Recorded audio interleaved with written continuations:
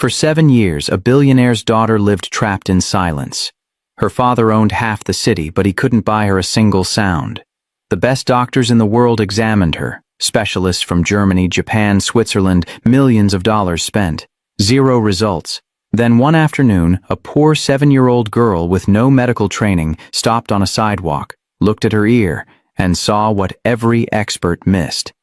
In less than 2 minutes, she pulled out something that changed everything. The billionaire's daughter heard her first sound. Ever. But what that little girl pulled out of her ear, that's when everything got dark. Because it wasn't a medical problem. Someone put it there. On purpose. And when they found out who, it destroyed everyone in that room.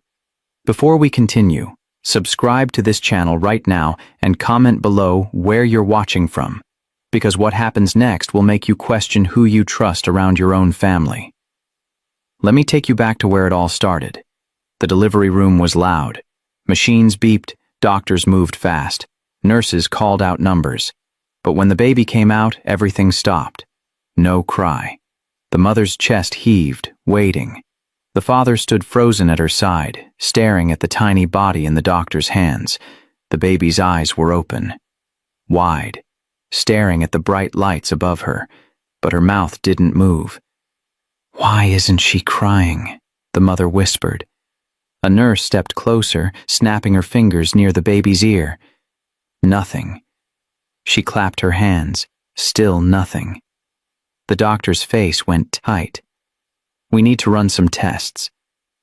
The father, one of the richest men in the state, felt his throat close up.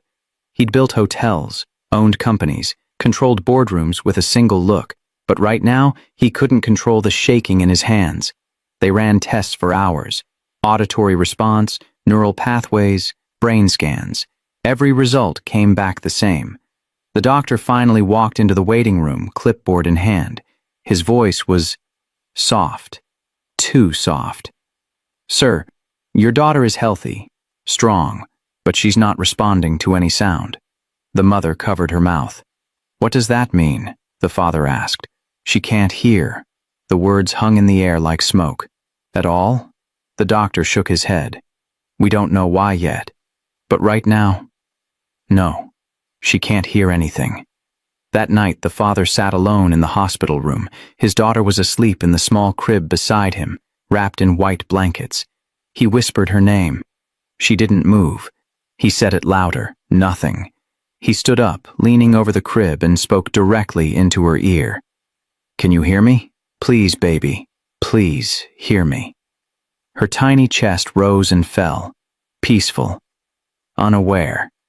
He sat back down, head in his hands. His wife was asleep across the room, exhausted from labor. The nurses had left them alone. For the first time in his life, the billionaire felt powerless. He could buy anything, fix anything, make calls that changed entire industries overnight, but he couldn't make his daughter hear his voice. He pulled out his phone and started searching. Specialists, surgeons, experimental treatments, anything. The screen blurred as his eyes filled with tears. He wiped them away fast, like someone might see. Then he looked back at his daughter. She was staring at the ceiling, eyes wide and curious, watching shadows move across the walls. She looked so calm, so perfect. But inside him, something had broken. "I'll fix this," he whispered. "I don't care what it takes. I'll fix this." The baby blinked slowly, her tiny hand curling into a fist, and the father made a promise he didn't know he couldn't keep. Not with money, not with power, not with anything he had. The only thing that would save her was something he'd never see coming. A little girl with no wealth, no name, and a gift no doctor could explain. But that was years away. For now, all he had was silence. In public, the billionaire never flinched. Boardrooms, press conferences, charity galas. He stood tall, shoulders back, face carved from stone. But at home, he was falling apart. Every morning, he walked into his daughter's nursery before work. She'd be awake, staring at the mobile above her crib, watching the shapes spin in silence. He'd lean over and say, "Good morning, sweetheart," She never turned her head. He'd clap his hands, snap his fingers, play music from his phone right next to her ear. Nothing. His assistant started noticing things. Coffee left untouched, meetings he zoned out of, phone calls he forgot to return.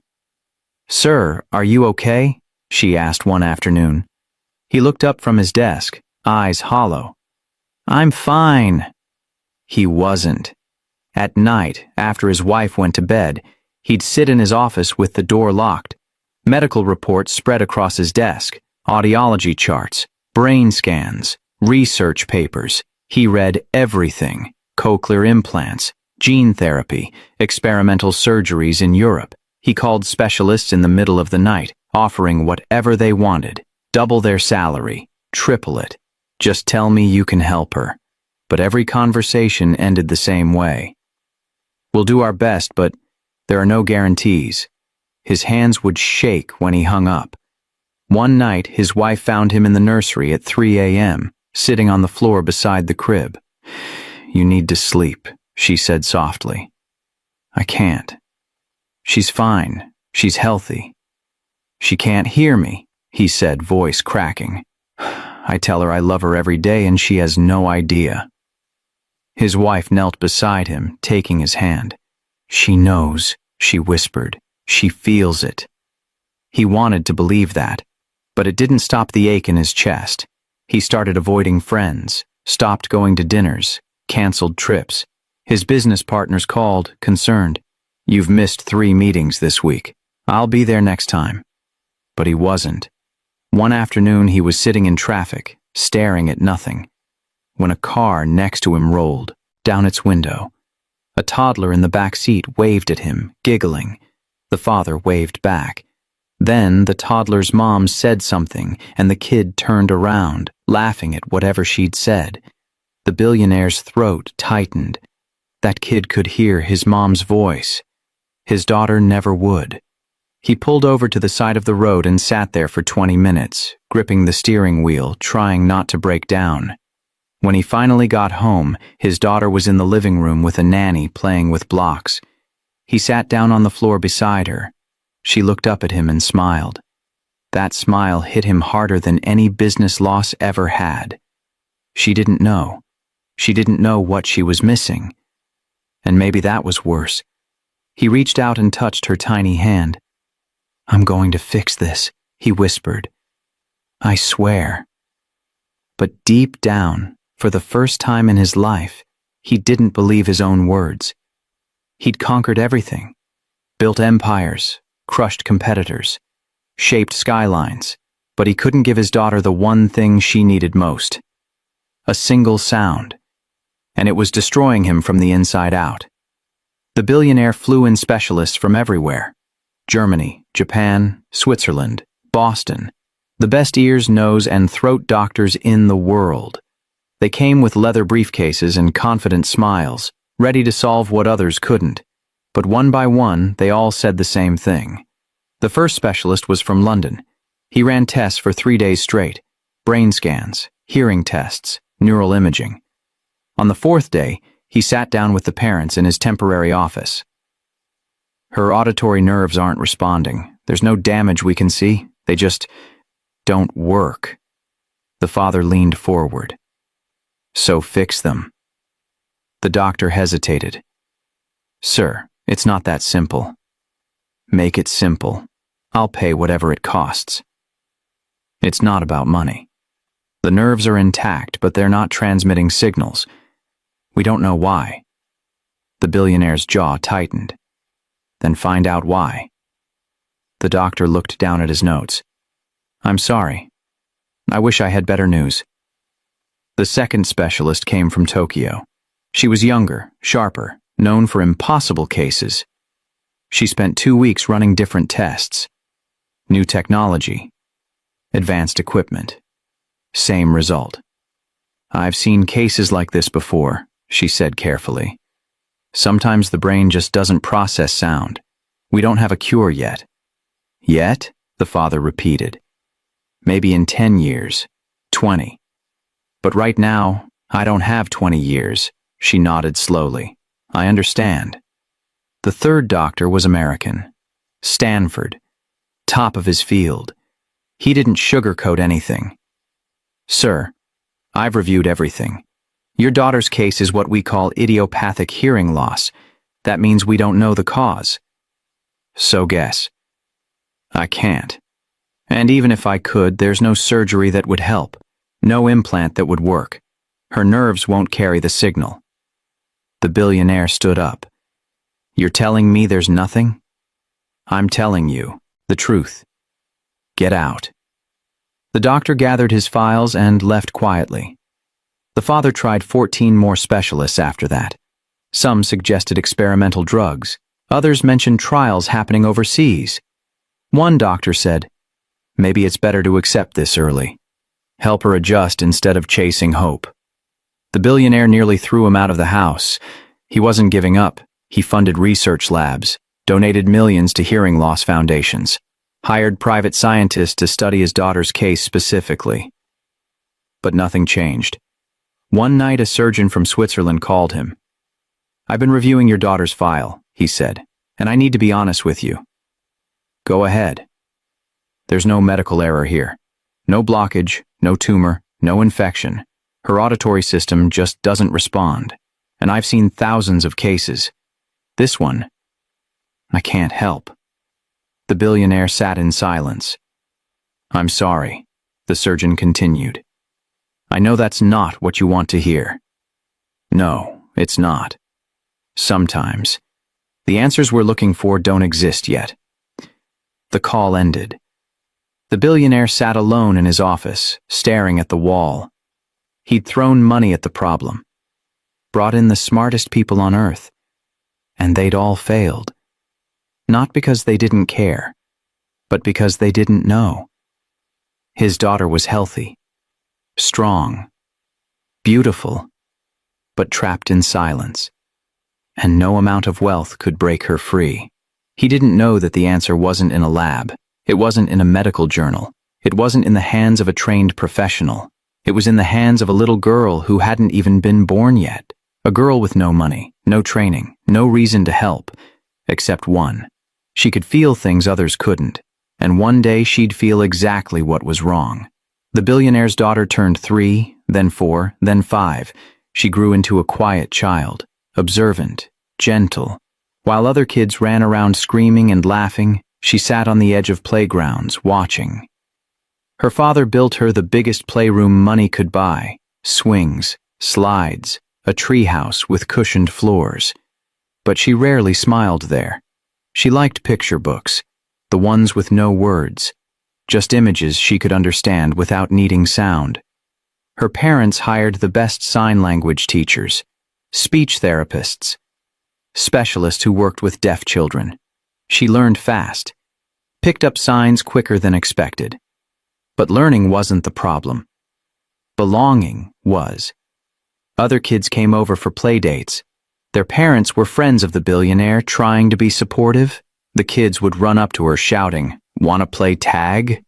She'd stare at their lips, trying to piece together what they were saying. They'd repeat it, louder, like volume was the issue. She still didn't respond. Eventually, they'd give up and run off to play with each other. She'd stand by the fence, watching them laugh at jokes she couldn't hear. One day, her father found her sitting on the front steps of the mansion, chin in her hands, staring at the street. He sat down beside her. "What are you thinking about?" he signed. She pointed at a kid riding by on a bike. The kid was singing. Badly. Off key. But singing. "I want to do that," she signed back. Her father's chest tightened. "You can ride a bike. I'll get you one right now." She shook her head. "Not the bike." She pointed at the kid's mouth. Her father understood. She didn't want the bike. She wanted the song. He pulled her close, and she rested her head on his shoulder. At school, it was worse. The teachers tried. They really did. But the other kids didn't understand. They'd wave at her. She'd wave back. Then they'd say something, and she wouldn't respond. They'd think she was ignoring them. "She's weird," one kid said. "She doesn't talk," another added. "She wasn't weird. She was just different, and different felt like the loneliest word in the world. During recess, she'd sit under a tree, watching everyone else play. Sometimes a teacher would sit with her, trying to keep her company. But pity wasn't friendship. One afternoon, she pressed her hand against the classroom window during a thunderstorm. She felt the glass shake, felt the vibration of the thunder rolling through the air. That's how she experienced sound, through feeling, through movement. But it wasn't the same. She knew it wasn't the same. At night, her mother would tuck her in, kissing her forehead. "I love you," her mother would say out loud, then sign it. The girl would sign it back. But when her mother left and closed the door, the girl would stare at the ceiling, wondering what "I love you" actually sounded like. Did it sound warm? Soft? Like a hug? She'd never know. Her father checked on her every night. Sometimes twice. He'd stand in the doorway watching her sleep, praying for a miracle he didn't believe in anymore. She wasn't sad because she was deaf. She was sad because everyone else had something she didn't. A voice, a laugh, a connection. She wanted to belong, but the world didn't know how to let her in. And so she stayed on the outside, watching life happen to everyone else. Until the day everything changed, until the day a little girl with no reason to care cared anyway. Across the city, in a cramped apartment above a laundromat, lived a girl named Sky. She was 7 years old, skinny, quiet, with eyes that seemed too old for her face. Her mother worked 2 jobs, mornings at a diner, nights cleaning office buildings. Her father left before Sky could walk. No goodbye, no explanation, just gone. The apartment was small, 1 bedroom, a couch that folded out into a bed, a kitchen with a fridge that hummed too loud. But it was home. Sky didn't complain. Ever. When other kids at school bragged about new toys, she stayed quiet. When they talked about family vacations, she nodded and smiled. She knew her mom was trying, and that was enough. But Sky was different, in ways even her mom didn't fully understand. She noticed things, like when her teacher said she was fine, but her hand shook when she picked up her coffee, or when a classmate smiled but had red eyes from crying in the bathroom. Sky saw through people, not in a mean way, in a way that made her want to help. One day a kid in her class tripped and scraped his knee. He didn't cry, just sat there staring at the blood. Everyone else kept playing, but Sky walked over, sat down next to him, and stayed there until he felt better. She didn't say much. She didn't have to. He just looked at her and nodded. "Thanks." Her mom noticed it too. "You got a gift, baby," she said one night while folding laundry. "You feel people. You know when something's wrong before they even say it." Sky shrugged. "I just pay attention. It's more than that." Sky didn't argue, but she didn't understand it either. All she knew was that when someone was hurting, she felt it. Like a pull. Like something inside her said, "Go help." At school, teachers called her sweet. Classmates called her nice. But Sky didn't think she was special. She just did what felt right. One afternoon, she was walking home from school, backpack dragging on the ground because it was too heavy. She passed by a woman sitting on a bench, staring at nothing. Sky stopped. The woman wasn't crying, wasn't talking, just sitting. But Sky felt it. The sadness, the weight. She walked up slowly. "Are you okay?" The woman blinked, surprised. "I'm fine, sweetie." Sky didn't move. "You sure?" The woman's eyes filled with tears. "My mom just passed." Sky sat down next to her. Didn't say anything. Just sat there. After a few minutes, the woman wiped her eyes. "Thank you." Sky nodded and walked home. That night, her mom asked how school was. "Good," Sky said. "Anything happen?" Sky thought about the woman on the bench. "I helped someone." Her mom smiled. "You always do." Sky didn't know it yet, but that instinct, that pull to help people, was preparing her for something bigger, something that would change 2 lives forever. She didn't know that across town, a little girl sat in a mansion, trapped in silence, waiting for someone to notice what everyone else missed. She didn't know that one day she'd walk past that girl on the street, and she wouldn't keep walking, she'd stop, she'd feel that same pull, and she'd do what no doctor, no specialist, no amount of money could do. She'd find the truth. But that day hadn't come yet. For now, Sky was just a kid with a heavy backpack, walking home to a small apartment, unaware that destiny was already watching her, waiting.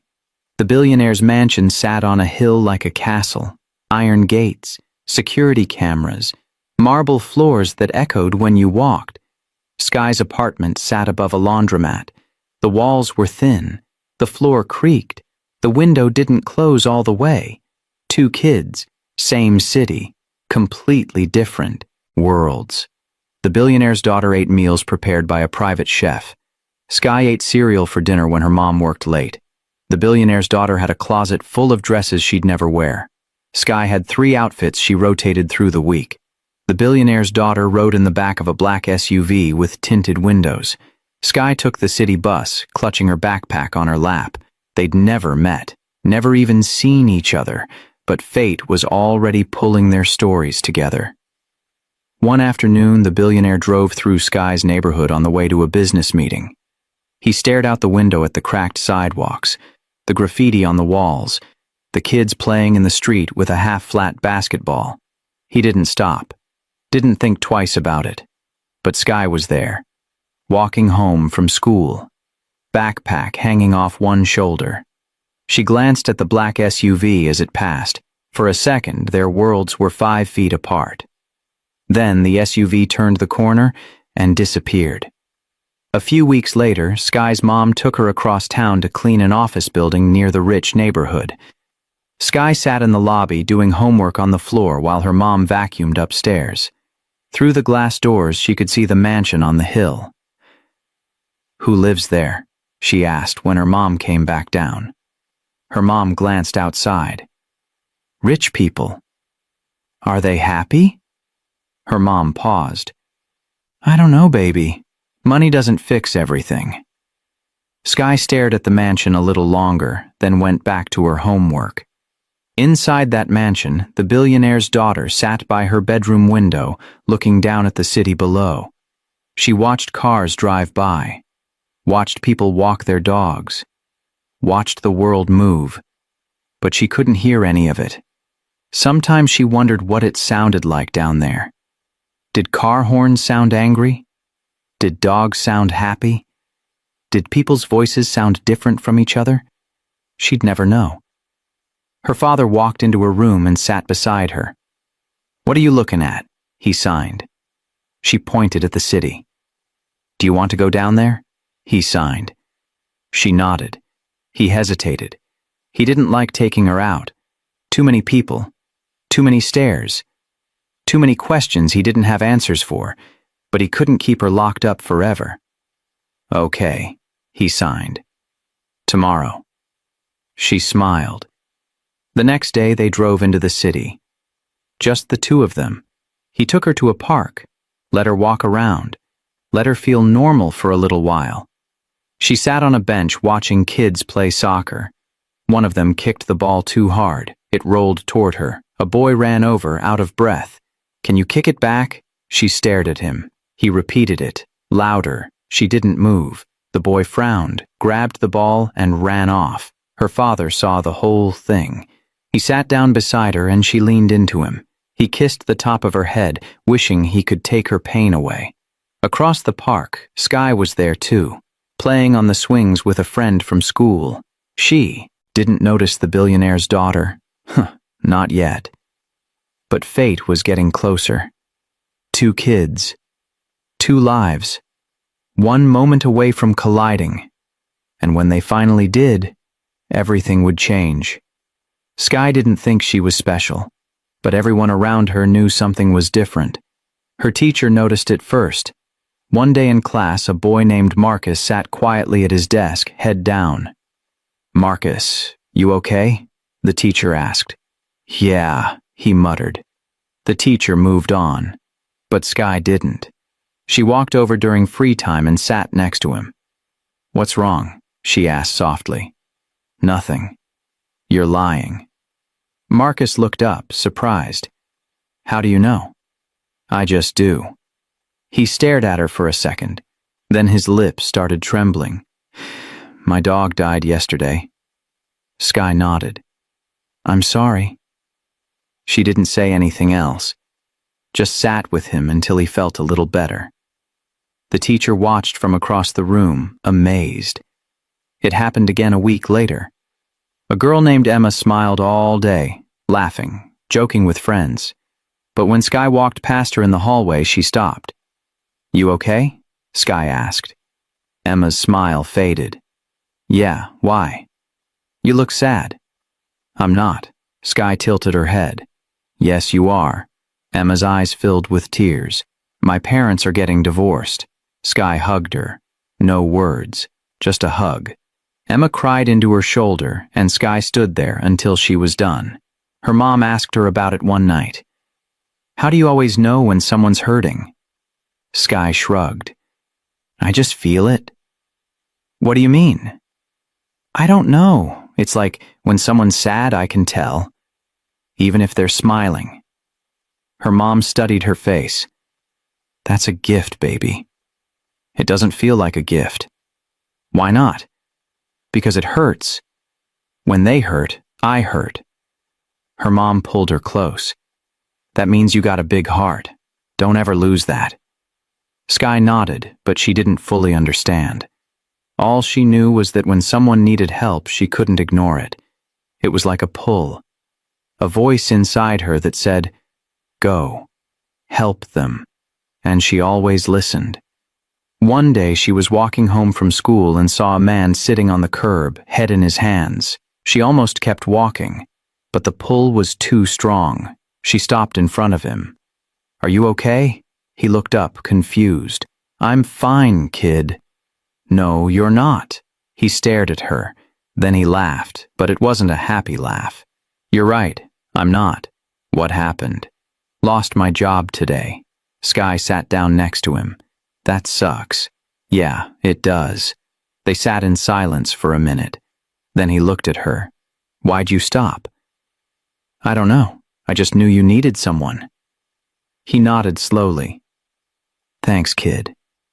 Sky stood up and kept walking. She didn't know his name, didn't know if he'd be okay, but she hoped he would.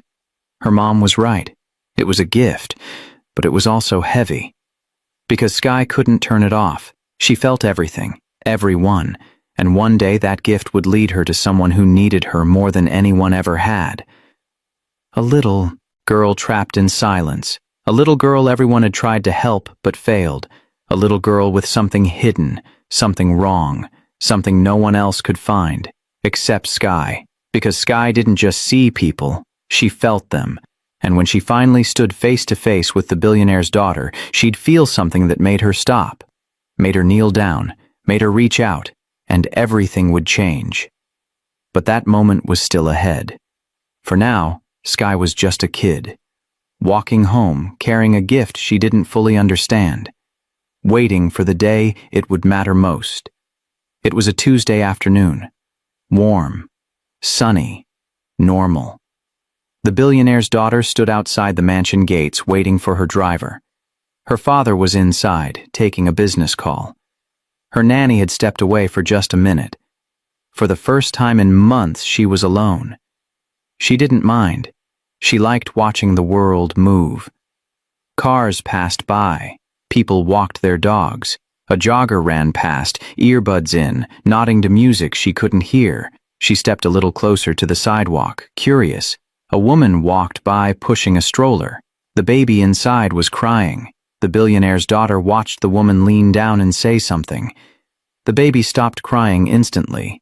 She wondered what the woman had said. What words could stop tears that fast?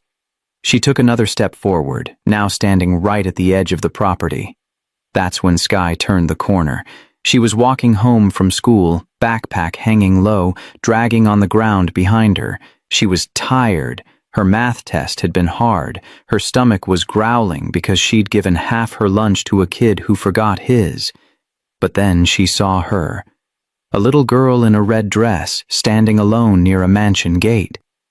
Sky slowed down. Something felt off.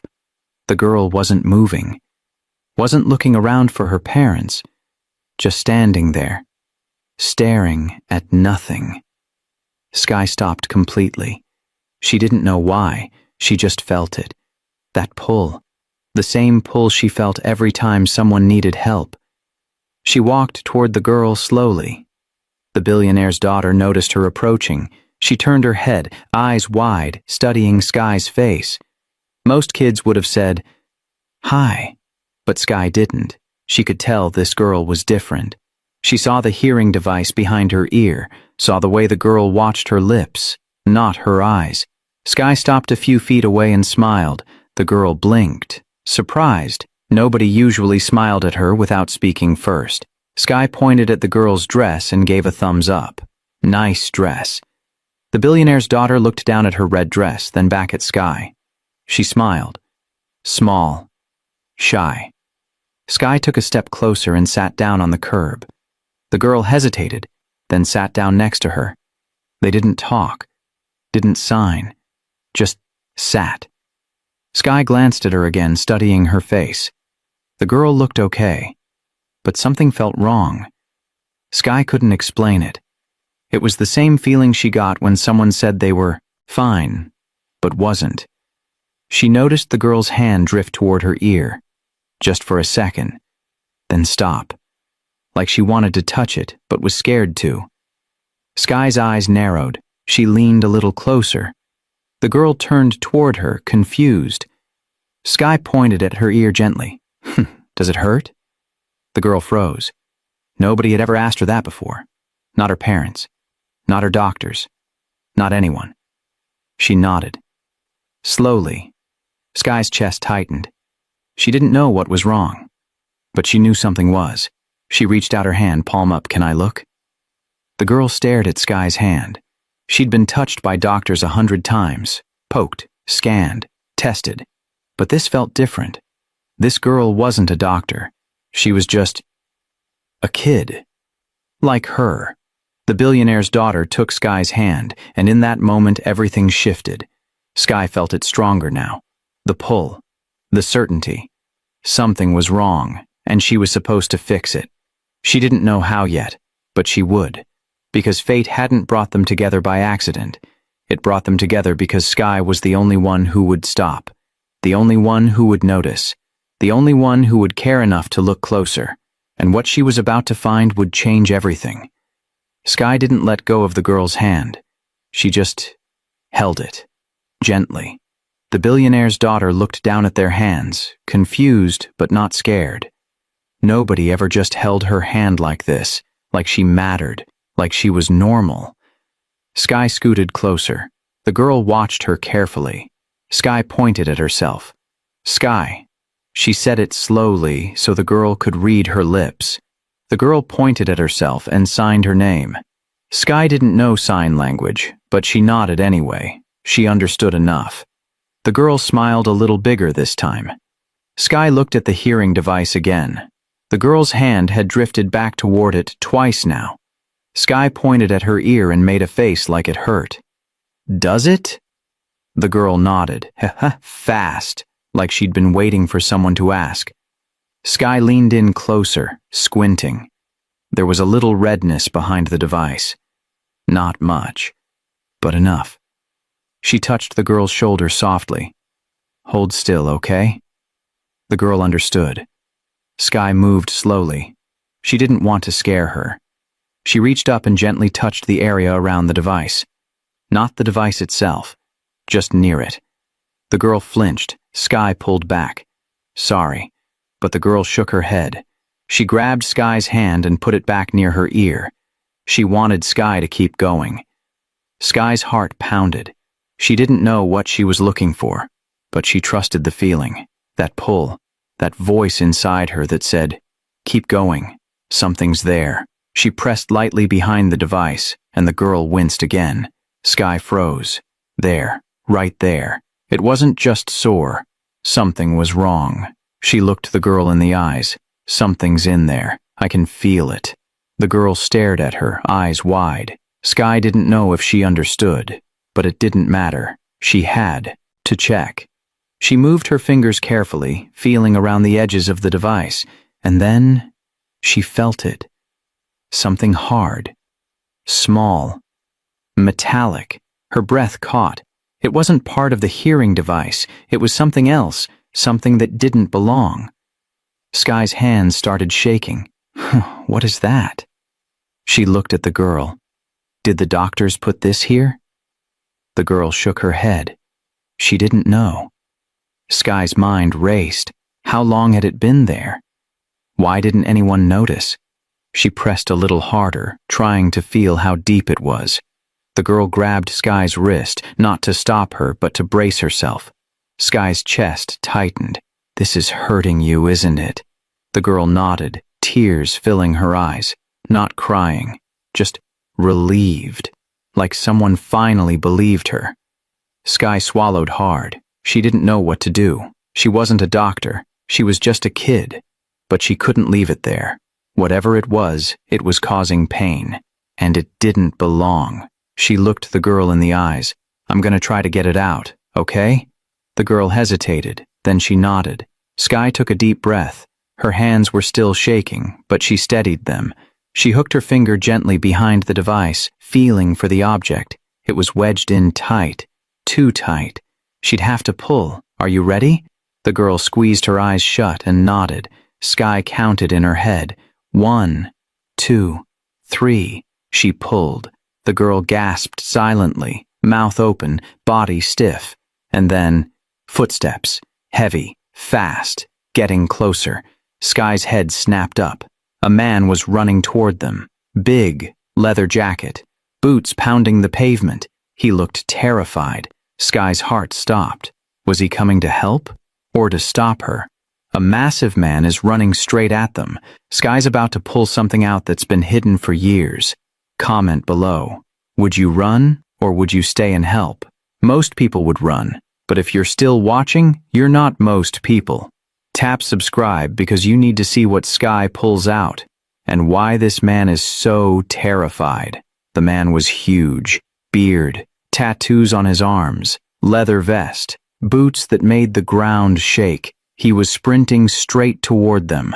Sky's first instinct was to run, but the girl grabbed her wrist, hard. Don't leave me. Sky stayed. The man's face was twisted, but not with anger, with fear. He skidded to a stop in front of them, breathing hard. Don't touch that, he shouted. The billionaire's daughter flinched at the loudness even though she couldn't hear him. Sky stood up, putting herself between the man and the girl. I'm helping her, Sky said, voice shaking. You don't understand. She's in pain. The man froze. His eyes darted to the girl, then back to Sky. I know, he said quietly. I know she is. Sky blinked. Then why are you yelling at me? Because if you pull that out wrong, it could... He stopped himself. Took a breath. Just let me explain. Sky didn't move. Explain what? The man knelt down, trying to look less scary. It didn't work. I'm not here to hurt her, he said. I'm here because I've been trying to help her for months. Who are you? I work security for her family. Well, I drive her sometimes. Watch the house. Sky frowned. If you work for them, why didn't you tell them something's wrong? His jaw tightened. I did. Nobody listened. Why not? Because they think I'm just some guy who rides a motorcycle and looks like trouble. They don't take me seriously. Sky studied his face. He wasn't lying, she could tell. What's in her ear? She asked. He hesitated. I don't know exactly, but I noticed something weeks ago. She kept touching it, wincing. I told her parents, I told the doctors. And they said I was imagining things, that the device was fine, that she was just adjusting. Sky looked back at the girl, She was watching them both, trying to read their lips. "She's not adjusting," Sky said. "Something's stuck in there." The man nodded. "I know. I've been looking for a way to prove it, but nobody will listen to me." "Then why stop me?" "Because I don't want you to get blamed if something goes wrong." Sky's chest tightened. "I have to try." "I know." His voice cracked. "I've been waiting for someone to try." He looked at the girl, eyes filling with guilt. "I'm sorry I couldn't do more." The girl reached out and touched his hand. He almost broke down right there.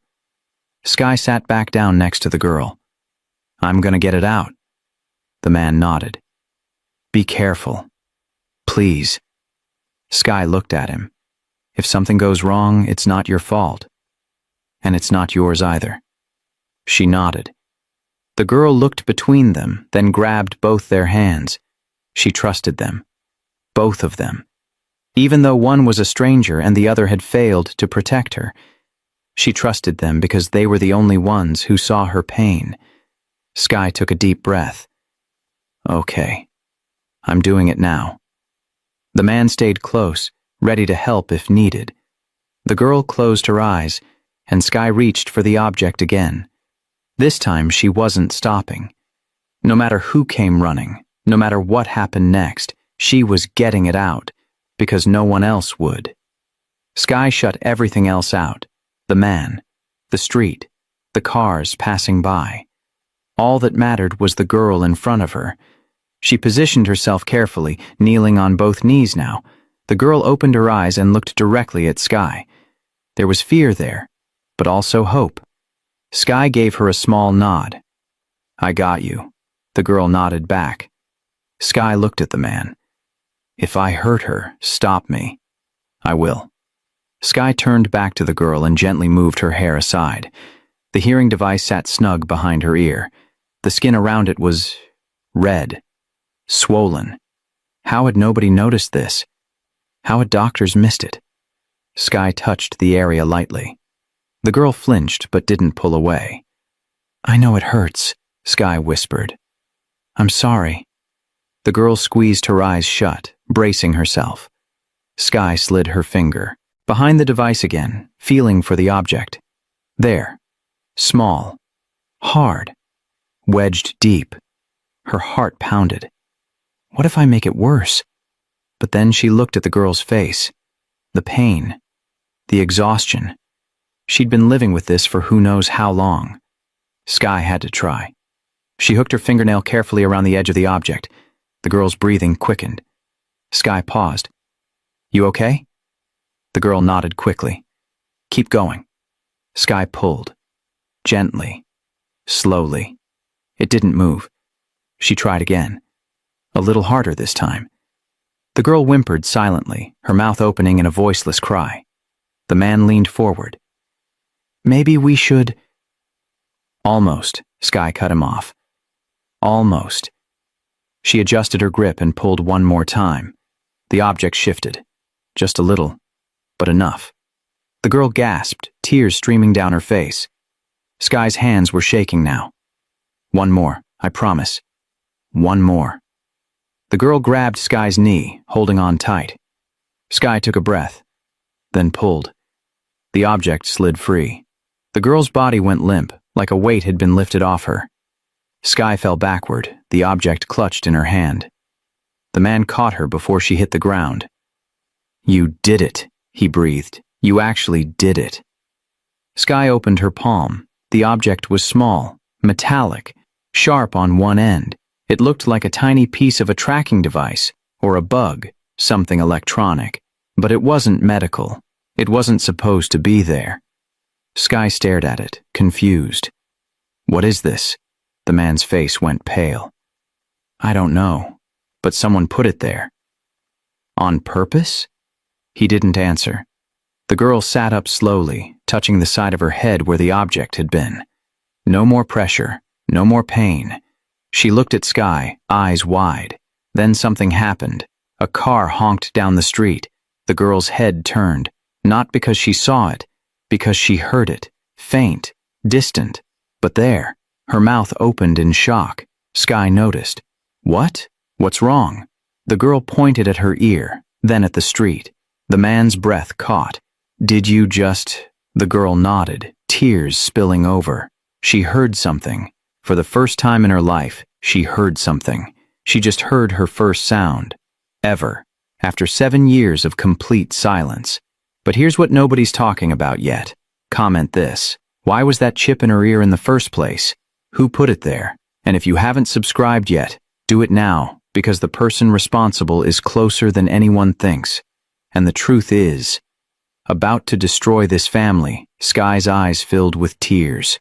You heard that?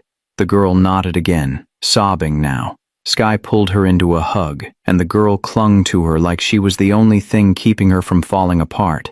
The man covered his face with his hands, shoulders shaking, and for a moment, the three of them just sat there on the sidewalk. A miracle unfolding in the middle of an ordinary street. The girl pulled back from the hug, breathing hard. She touched her ear again, gently, like she couldn't believe it. Sky watched her, heart pounding. Can you really hear? Sky asked softly. The girl nodded, then shook her head, then nodded again. She was confused, overwhelmed. The man leaned closer. What do you hear?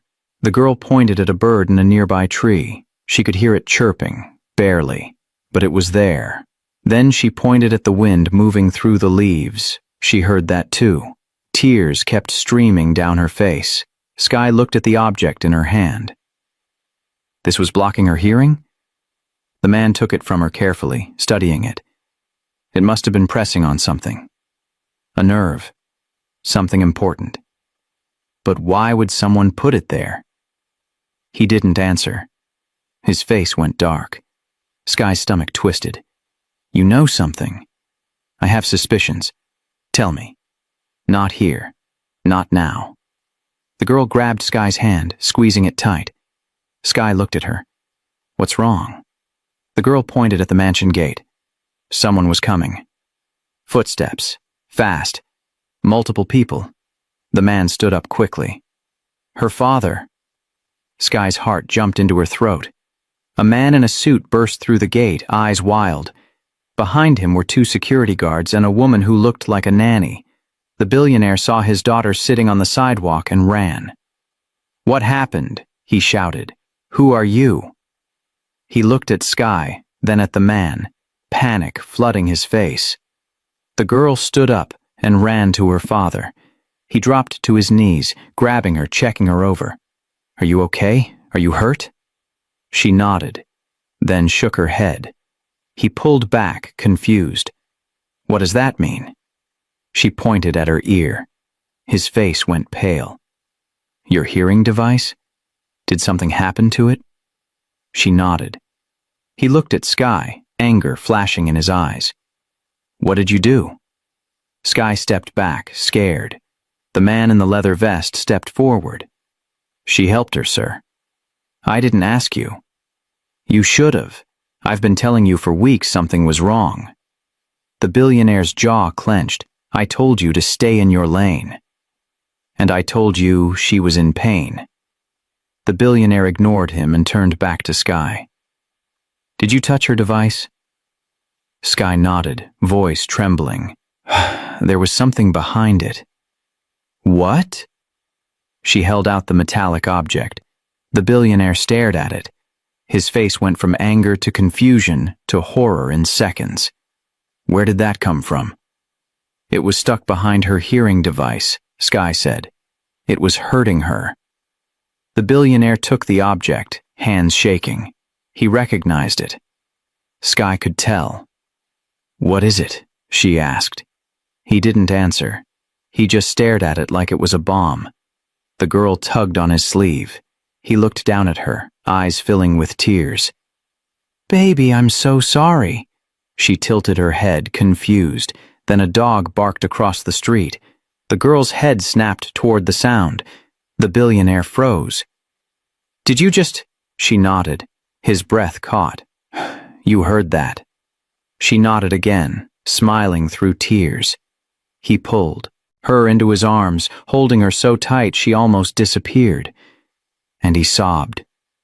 Right there on the sidewalk, in front of everyone, because for the first time in years his daughter heard something, and he knew exactly who was responsible. Not the doctors, not the specialists.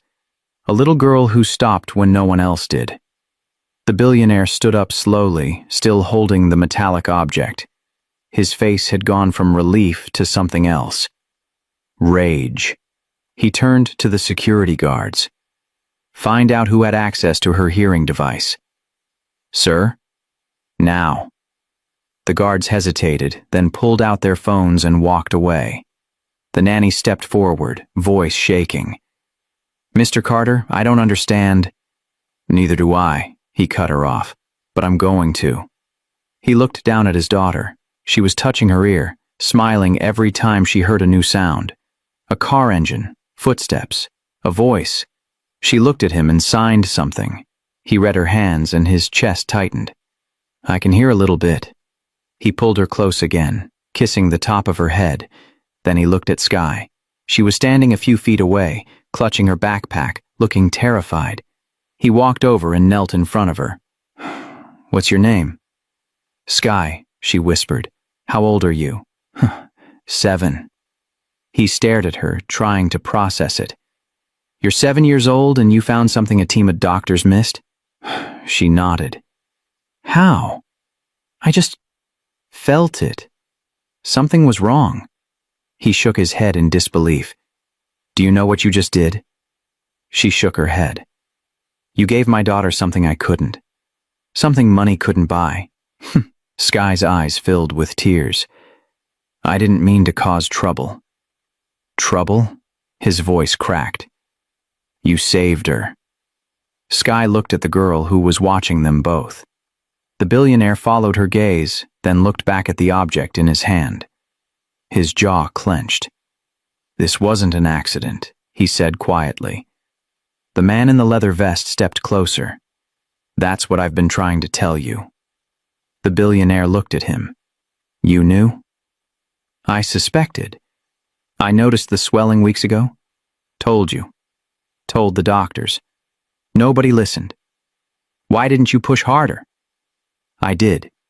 You told me to back off. The billionaire's face twisted with guilt. You're right. I did. He looked at the object again, turning it over in his hand. It wasn't just a piece of metal. It had small engravings on it. Numbers. Letters. A serial code. Someone made this. Someone placed it. Who did her last device fitting? He asked the nanny. Dr. Brennan, 3 months ago. Get him on the phone, now. Sir, it's almost 6. I don't care what time it is. Get him. The nanny pulled out her phone, hands shaking. The billionaire turned back to Sky. Where do you live? A few miles from here. Does your mom know where you are? Sky's face went pale. No, I was walking home from school. She's probably worried. Sky nodded. I need to go. Wait. He pulled out his wallet and handed her a card. This has my number. I want to talk to you and your mom. Soon. Sky stared at the card. Why? Because you did something no one else could. And I don't forget that. Sky took the card, hands trembling. The girl ran over and hugged Sky one more time. Sky hugged her back, tight. Thank you, the billionaire said quietly. Sky nodded and turned to leave, but before she could, the man in the leather vest called out, Hey kid. She turned. You're braver than most adults I know. Sky smiled a little, then ran down the street toward home. The billionaire watched her go, then looked at his daughter. She was still smiling, still hearing. And he was about to find out who tried to take that away from her. Sky ran the whole way home. Her backpack bounced on her shoulders. Her lungs burned, but she didn't stop. She burst through the apartment door, gasping for air. Her mom was in the kitchen, stirring a pot on the stove. She turned, startled. Baby, where have you been? You're late. I helped someone. Her mom frowned. Who? A girl. She was in pain. What kind of pain? Sky dropped her backpack and sat at the small table. Something was stuck in her ear, behind her hearing device. Her mom turned off the stove and sat down across from her. You pulled something out of a stranger's ear? Sky nodded. Sky. I know. But Mom, she needed help, and nobody else saw it. Her mom studied her face. She wasn't angry, just worried. What did you pull out? I don't know. Some kind of metal thing. Her dad took it. Her dad? Yeah, he was really rich. Like mansion on a hill rich. Her mom's eyes widened. Sky, you can't just go around touching people. I didn't hurt her. I helped her. I know you did. But rich people, they don't always see things the way we do. He wasn't mad. He thanked me. Her mom sighed, rubbing her temples. Did he ask where you live? No, but he gave me his card. Said he wants to talk to us.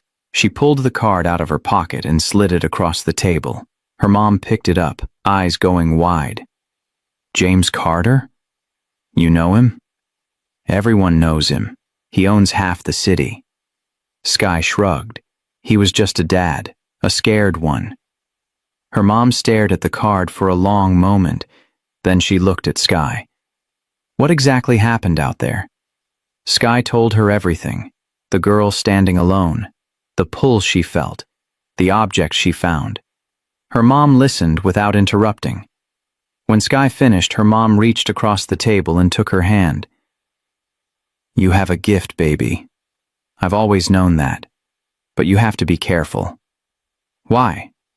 Because not everyone wants help, and not everyone will understand what you can do. The girl understood. I know. But her world is different from ours. Sky looked down at the table. Does that mean I shouldn't have helped her? Her mom squeezed her hand. No. It means you did exactly what you were supposed to do. Sky looked up. Really? Really, I'm proud of you. Sky smiled. Her mom stood up and went back to the stove. Now go wash your hands. Dinner's almost ready.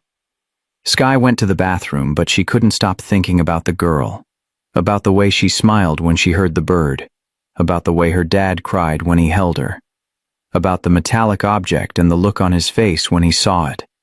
Something about that object scared him. Sky didn't know what it was, but she felt it. The same way she felt everything else, and she had a feeling this wasn't over. That night, after dinner, Sky lay in bed staring at the ceiling. Her mom had tucked her in and kissed her forehead like always. But Sky couldn't sleep. She kept thinking about the girl, wondering if she was okay, wondering what would happen next. Then her phone buzzed. She didn't have a phone. Her mom did.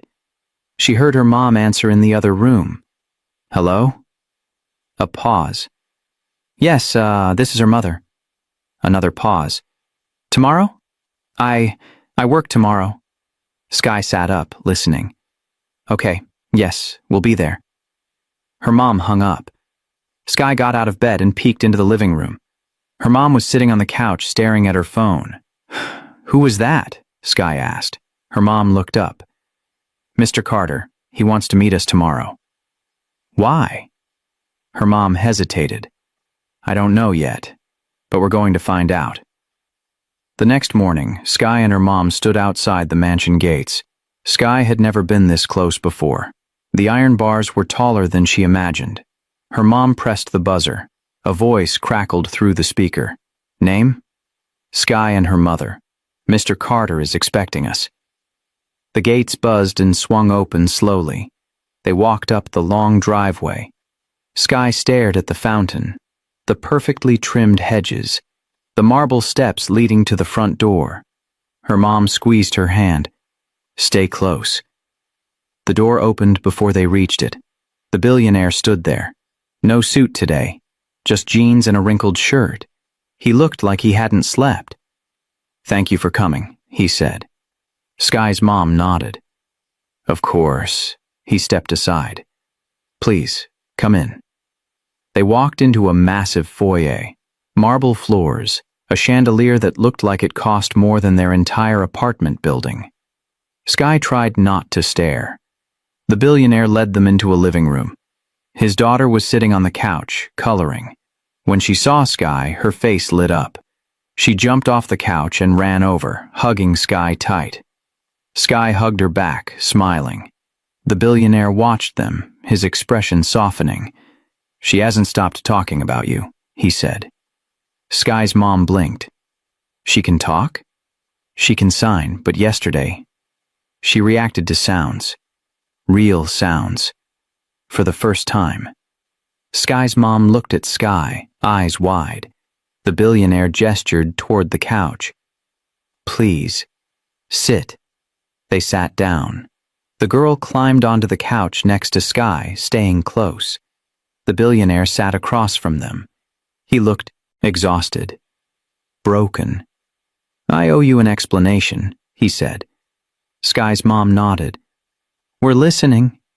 He pulled the metallic object out of his pocket and set it on the coffee table. "This was lodged behind my daughter's hearing device. Your daughter found it." Sky's mom stared at it. "What is it?" "A tracking chip. Custom made. Expensive." "Why would someone put that in her ear?" His jaw clenched. "That's what I'm trying to figure out." "You think someone did this on purpose?" "I know they did." The room went silent. Sky looked at the girl. She was coloring again, unaware of the conversation. "Who would do that?" Sky's mom asked. "Someone close.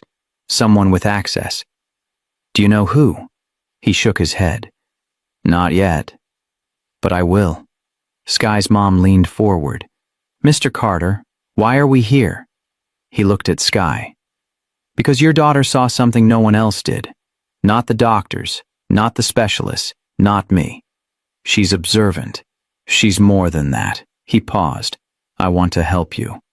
Both of you." Sky's mom stiffened.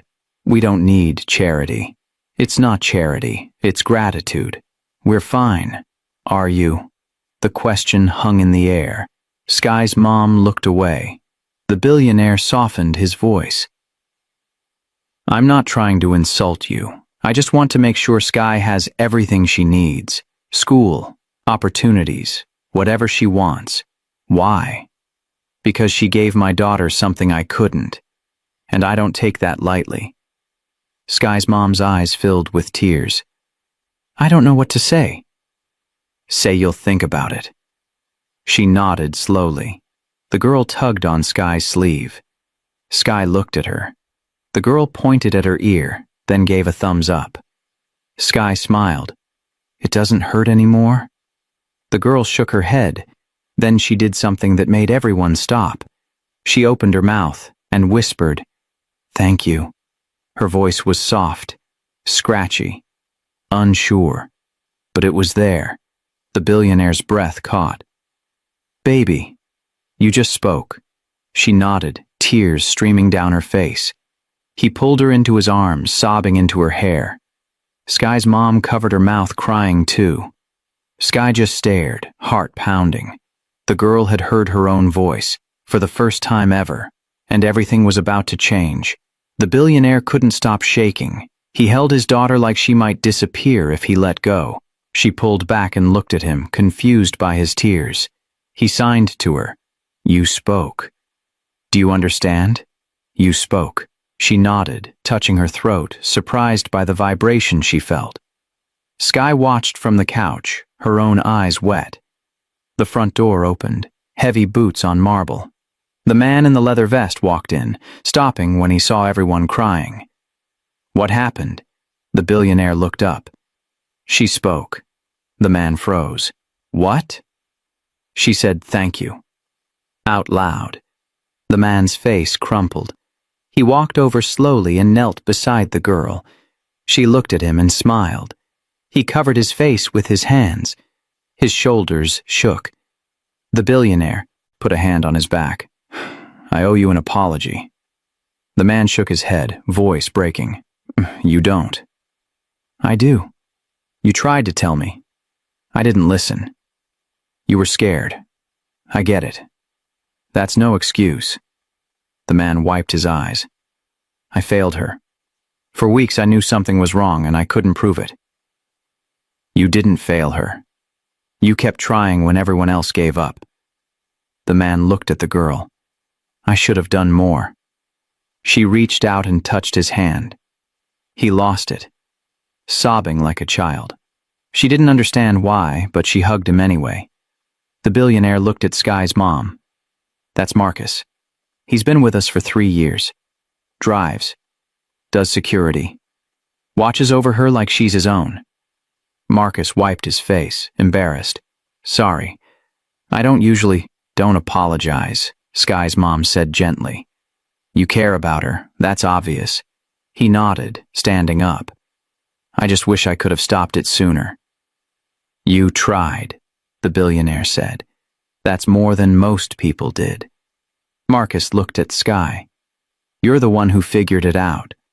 Sky shrugged. I just felt something was wrong. That's more than feeling. That's a gift. The girl tugged on Marcus's sleeve. He looked down. She signed something. He read her hands and smiled. You want me to stay? She nodded. I'm not going anywhere, kid. She hugged him again. The billionaire stood up, walking to the window. He stared out at the driveway. Someone did this to her, he said quietly. Someone I trusted. Marcus crossed his arms. You have a list? A short one. Who? Dr. Brennan. The nanny. A few people from the medical team. You really think one of them? I don't know what to think, but that chip didn't get there by accident. Sky's mom shifted uncomfortably. Maybe we should go. No, the billionaire said, turning around. Please stay. I need you here. Why? Because your daughter is the only reason we found out. And if someone's willing to hurt my child, I need people around me I can trust. You just met us. I know, but Sky did something no one else would. That tells me everything I need to know. Sky's mom hesitated. We can't get involved in... I'm not asking you to. I'm just asking you to stay, for a little while. Marcus nodded. He's right. If someone did this, they might come back. Sky's mom looked at Sky. What do you think? Sky looked at the girl. She was smiling, happy, free. I think we should stay, Sky said. Her mom sighed. Okay, but just for today. The billionaire nodded. That's all I'm asking. The girl climbed back onto the couch next to Sky. She picked up her crayons and started coloring again, but this time she hummed. Quiet. Off-key. But it was sound. Her sound. And everyone in the room stopped to listen. An hour later, tires screeched outside. Everyone looked toward the window. A black SUV skidded to a stop in the driveway. The billionaire's face went pale. That's my wife. The front door flew open. A woman in a business suit stormed in, heels clicking fast on the marble. James, what the hell is going on? You called me out of a meeting. She stopped when she saw everyone in the living room. Her daughter. Marcus. 2 strangers on the couch. Who are they? She asked. The billionaire walked over. Honey, sit down. I don't want to sit down. I want to know what's happening. He took her hand. Our daughter can hear. She blinked. What? She can hear. Not perfectly, but she's hearing sounds. His wife looked at their daughter, who was still coloring on the couch. That's impossible. It's not. Show her, baby. The girl looked up. Her mother clapped her hands. The girl's head turned toward the sound. Her mother's legs gave out. The billionaire caught her, lowering her onto a chair. How? She whispered. He pulled the metallic object from his pocket. This was blocking her hearing. It was lodged behind her device. His wife stared at it. Where did that come from? I don't know yet, but someone put it there. Her face went from shock to rage. Who? I'm working on it. She looked at Sky. Who are you? That's Sky, the billionaire said. She found it. She pulled it out. His wife stood up and walked over to Sky. Sky shrank back, scared, but the woman knelt down, tears streaming down her face. "You did this?" Sky nodded. The woman pulled her into a hug so tight Sky could barely breathe. "Thank you," she sobbed. "Thank you so much." Sky didn't know what to say, so she just hugged her back. The woman pulled away, wiping her eyes. "I don't know how to repay you." "You don't have to," Sky said quietly. "Yes, I do." She looked at Sky's mom. "What's your name?" "Angela." "Angela, your daughter is a miracle." Angela smiled softly. "She's special. I've always known that." The billionaire's wife stood up and looked at her husband. "We need to find out who did this." "I know. Now, James. Not tomorrow. Now." He nodded. "I've already made calls." Marcus stepped forward. "I can help." She looked at him, surprised. "You knew?" "I suspected. Nobody listened." Her face softened. "I'm sorry." "It's fine. What matters is she's okay now." The girl got up from the couch and walked over to her mother. Her mother knelt down, pulling her close. The girl opened her mouth. "Mama." The word was barely a whisper, shaky, uncertain. But it was there. Her mother broke down completely. She held her daughter, sobbing into her hair, whispering things no one else could hear. The billionaire watched them, tears sliding down his face. Marcus turned away, wiping his eyes. Sky grabbed her mom's hand. Angela squeezed back, both of them crying now. After a long moment, the billionaire's wife stood up, still holding her daughter. She looked at Sky. "You're not leaving our lives, you understand?" Sky nodded. "I mean it. Whatever you need. School, college, anything." "We'll talk about it," Angela said gently. "There's nothing to talk about. She saved our daughter." Angela didn't argue. The billionaire walked over to the window, phone in hand. "I'm calling Dr. Brennan. He's the last person who touched her device." His wife nodded. "Do it." He dialed. It rang 3 times. Then a man's voice answered. "Mr. Carter, we need to talk. Now. Is everything okay?" "No, it's not." There was a pause. "I'll be there in 20 minutes. The billionaire hung up. He looked at Marcus. "When he gets here, I want you in the room." Marcus nodded. "You got it." The girl walked over to Sky and took her hand. Sky looked down at her. The girl smiled. And for the first time, Sky realized what she'd done. She hadn't just removed an object. She'd changed a life, maybe even saved it. 20 minutes felt like hours. Everyone sat in silence, waiting. The girl stayed close to Sky, holding her hand. Sky's chest felt tight. She didn't know why. Maybe because she was scared of what was coming. Maybe because she felt like she didn't belong here. A car pulled up outside. The billionaire stood. "That's him." Marcus moved toward the door. Dr. Brennan walked in, mid-50s, gray hair, glasses. He looked calm. Too calm.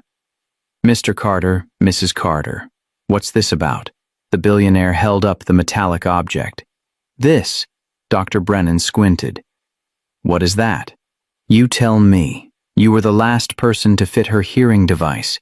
His face went pale. "I don't understand." This was lodged behind her device, blocking her hearing. Dr. Brennan stepped closer, staring at the object. "That's impossible. I would have noticed." "You didn't. I ran every test." "You missed it." Dr. Brennan looked at the girl. "Is she okay?"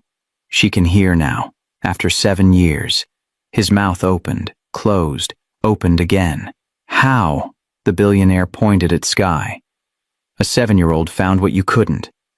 Dr. Brennan looked at Sky. His expression shifted. Confusion, shame. I don't know what to say." "Start with the truth. Did you put this there?" "What? No." "Then how did it get there?" "I don't know." Marcus stepped forward. You're lying. Dr. Brennan turned to him. I'm not. Then explain the serial number on that chip. It's medical grade, custom, expensive.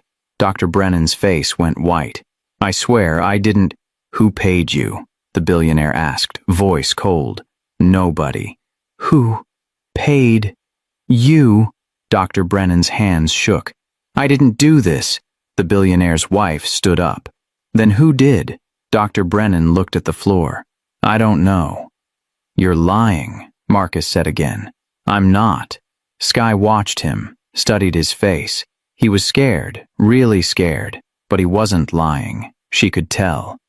He didn't do it, Skye said quietly. Everyone turned to her. The billionaire frowned.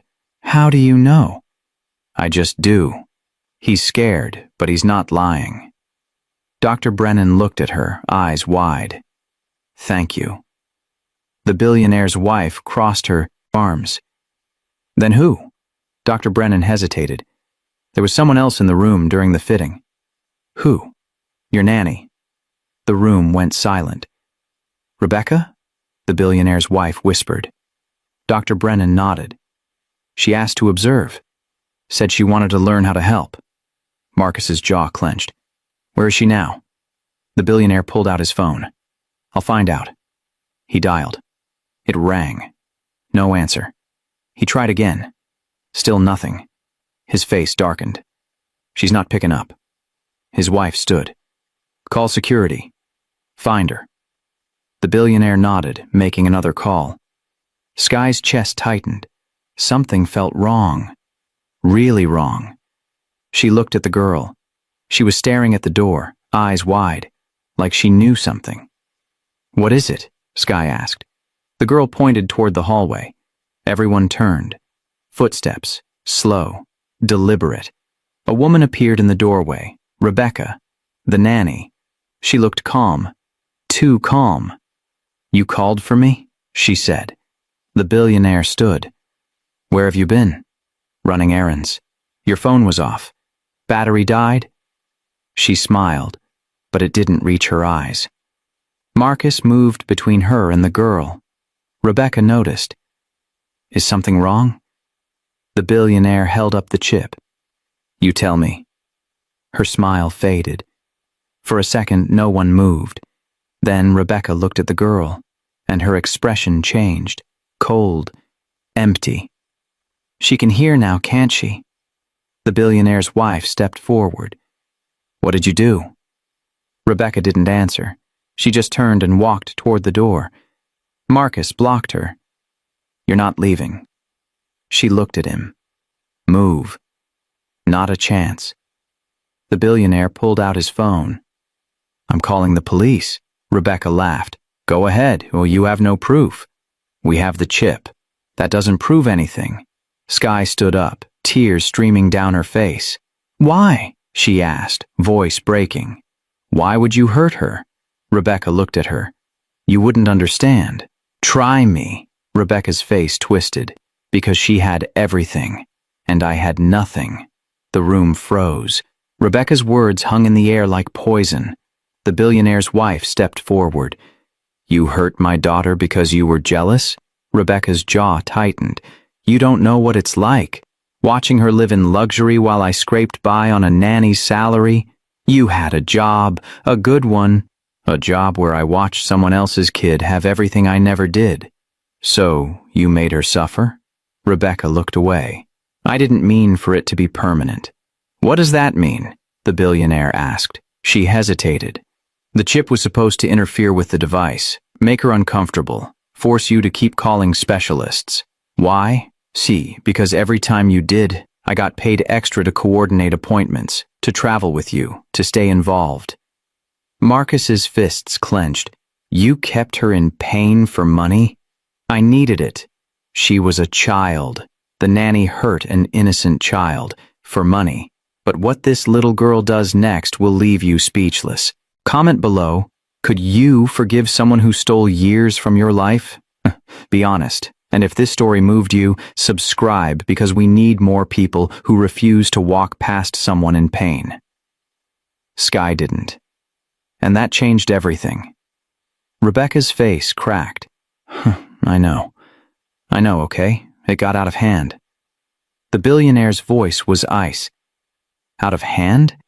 You stole years from her. Rebecca's eyes filled with tears. I didn't think it would last this long. I thought someone would find it, but they didn't. No, they didn't. Sky wiped her face. You could have taken it out any time. Rebecca looked at her. I tried once, but she screamed. I got scared. So you left it there. Rebecca nodded, sobbing now. I'm sorry, I'm so sorry. The billionaire pulled out his phone. You're going to jail. I know. He dialed. The girl pulled away from her mother and walked toward Rebecca. Everyone tensed. Marcus stepped forward. Sweetheart, don't. But the girl kept walking. She stopped in front of Rebecca. Rebecca knelt down, tears streaming. I'm sorry. I'm so sorry. The girl stared at her. Then she did something no one expected. She hugged her. Rebecca broke down completely, sobbing into the girl's shoulder. The billionaire's wife covered her mouth, crying. Marcus turned away, wiping his eyes. The girl pulled back and signed something. Rebecca read her hands and shook her head. I don't deserve your forgiveness. The girl signed again. She says you were sad. Dr. Brennan translated quietly. She forgives sad people. Rebecca collapsed onto the floor, unable to hold herself up anymore. The police arrived 10 minutes later. They took Rebecca away in handcuffs. She didn't fight, didn't argue, just looked back at the girl one last time before disappearing into the police car. When the door closed, the billionaire finally exhaled. He walked over to his daughter and knelt down. You didn't have to forgive her. She signed something. He read her hands and smiled through tears. You're a better person than I am. His wife joined them, wrapping her arms around both of them. Marcus stood nearby, hands in his pockets, watching. The billionaire looked up at him. Thank you. For not giving up. Marcus nodded. She's worth it. Then the billionaire turned to Sky. She was standing with her mom, both of them quiet. He walked over. Come here. Sky hesitated. Please. She stepped forward. He knelt down and pulled her into a hug. You saved her, he whispered. You saved my little girl. Sky started crying again. He held her until she stopped shaking. Then he pulled back and looked at Angela. I meant what I said earlier. Whatever you need. Whatever she needs. I'm here. Angela nodded, unable to speak. The girl ran over and hugged Sky from behind. Sky turned and hugged her back. The billionaire's wife joined them. Then Marcus. They all stood there in the middle of the living room, holding each other. A broken family put back together, and a little girl who refused to walk past someone in pain. The billionaire looked around at all of them, his daughter, his wife, Marcus, Sky, Angela. This was his family now, not by blood, but by something stronger, by love, by loyalty, by a miracle that brought them together, and he'd protect them all, no matter what. 3 months later, Sky sat in a classroom she'd never imagined being in. Private school, new uniform, books that didn't have torn pages. The billionaire had kept his promise. Full scholarship, everything paid for. Her mom cried the day they got the acceptance letter, happy tears. At lunch, Sky sat alone at first, old habit. Then someone tapped her shoulder. The billionaire's daughter. She was in the same school now, same grade. She sat down next to Sky and pulled out her lunch. They ate in comfortable silence. Then the girl spoke. Her voice was getting stronger every day. Thank you. Sky smiled. You already said that. I know. But I mean it. I know you do. The girl leaned her head on Sky's shoulder. Other kids stared, whispered. But Sky didn't care. After school, the billionaire's driver picked them both up. Marcus was at the wheel. He worked for the family full-time now. How was school? He asked. Good, Sky said. The girl nodded, signing something. Marcus laughed. Yeah, math is tough. They pulled up to the mansion. Sky's mom was inside, having tea with the billionaire's wife. They'd become friends. Real friends. Angela had quit one of her jobs. The billionaire insisted. "You shouldn't have to work yourself to death," he'd said. She argued at first, but he wouldn't take no for an answer. Now she worked part-time and spent the rest of her days with her daughter. Sky walked into the living room. Her mom smiled. "How was your day, baby?" "Good." The billionaire's wife handed her a cookie. "We saved you some." Sky took it, sitting down next to her mom. The girl ran upstairs to change. The billionaire came in from his office, tie loosened, looking exhausted. But when he saw everyone, he smiled. "Family dinner tonight?" he asked. "Always," his wife said. Marcus joined them at the table. So did Dr. Brennan, who'd become a regular visitor. He was helping the girl with speech therapy now. They all sat together, laughing, talking, eating, two families that should have never met. But fate had other plans. After dinner, the billionaire pulled Sky aside. "I have something for you." He handed her an envelope. She opened it. Inside was a letter and a check. "What's this?" "A scholarship fund, in your name. For other kids like you. Kids who see things others don't." Sky stared at the check. It had more zeros than she could count. "I can't. You can, and you will. You're going to help a lot of people, Sky. I know it." Her eyes filled with tears. "I don't know what to say." "Say you'll keep being you." She nodded. He hugged her. "Thank you. For everything." Later that night, Sky sat on the mansion's front steps. The same steps where the girl used to sit alone, watching the world. Now they sat together. The girl leaned against her. "You changed my life."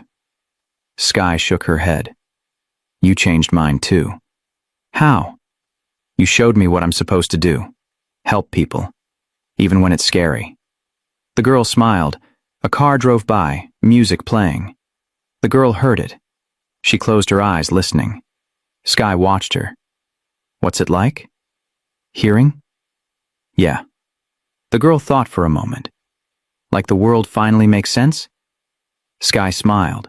They sat there until the sun went down. Two girls from different worlds, brought together by pain, held together by love, and changed forever by a moment that should have never happened, but did, because Sky didn't walk past someone who needed help. She stopped. She cared. She acted.